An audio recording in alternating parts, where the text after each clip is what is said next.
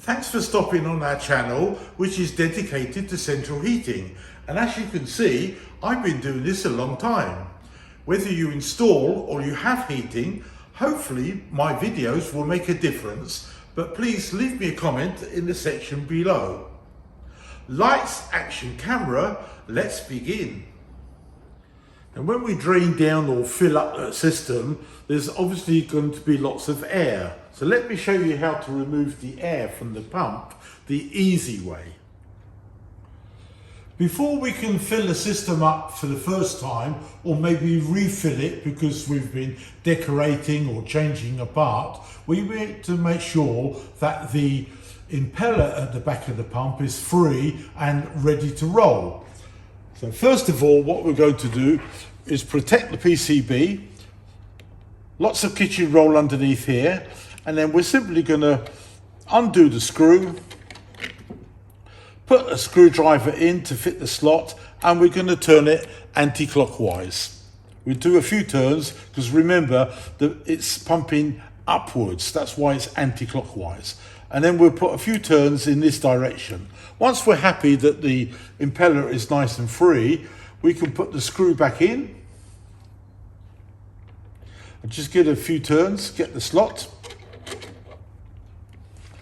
Now we can fill the system up to 1 bar or 1.2.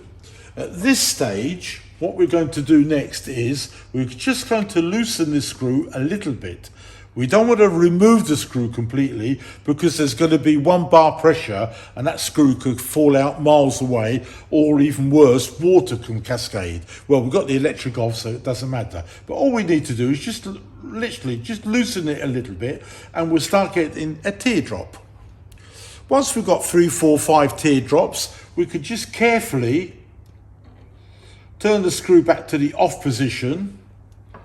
And now we can run the heating system in the normal way for about a minute or two, cough and splutter.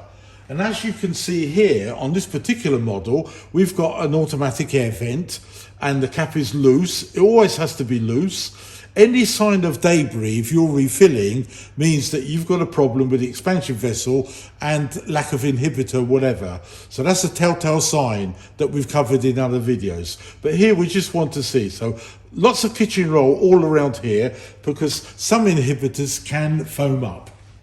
So we've run the boiler, coughed and spluttered on the heating side, switched it off, switch a tap on or demand hot water on the system, and again cough and splutter, check the gauges back to where it should be, which is 1 bar or 1.4, and then we can hand the boiler over to the customer. And that's how we fill and vent a pump. Filling and venting on a USP3 is much easier. So if this is a first time fill for a Combi or system, all the rads are full of water, the boiler's full of water, etc. Don't switch the power on because we want to vent the pump before it starts rotating. So the way we do it is very simple. We have a crosshead screwdriver, put it in the center here, and this is a dry pocket, so we don't have to worry about water. Press it in, turn it a few times anti-clockwise, and then clockwise again, and release. And I'm going to show you some close-ups of the neons that come up, because here, the live neutral earth, we can't measure that. We can't do a resistance to earth test or a short circuit test because it's digital. We have to rely on the lights.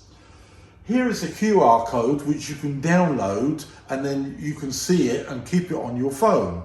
But sometimes they don't work. Usually on the USP3 it does, but if you go to a boiler manufacturer or some other storage as it were, sometimes that QR code doesn't work, but you have to have it. So I would suggest you look at our video on USP3. In there I've taken snapshots, so you can take a photograph of those snapshots and keep it on your phone at all times before you go to houses and be stuck with the lights and things, and trying to find which light does what is going to be a challenge. It's definitely going to be a challenge.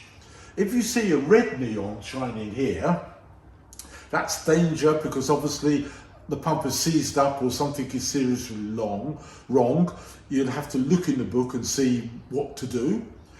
If it's got other lights on, they'll be at different spaces, because remember, this has got 7 speeds, 7 positions. So you need to know which position this pump is in to make sure it's the correct one for the house and the system that you're actually working on. So 2 things: look at the video, download the app that's got the QR codes and all the lights. Do that as quickly as you can, because you'll walk into something, and as a breakdown engineer you should have this and be prepared. So let's have a go, and I'll show you some close-ups of what we can do. Now you can see a close-up of all the different neons. So when you first switch it on, it should actually have the green light, and then the number 2 and number 3 setting show it's in maximum speed. It'll also do a little bit of self-diagnostics.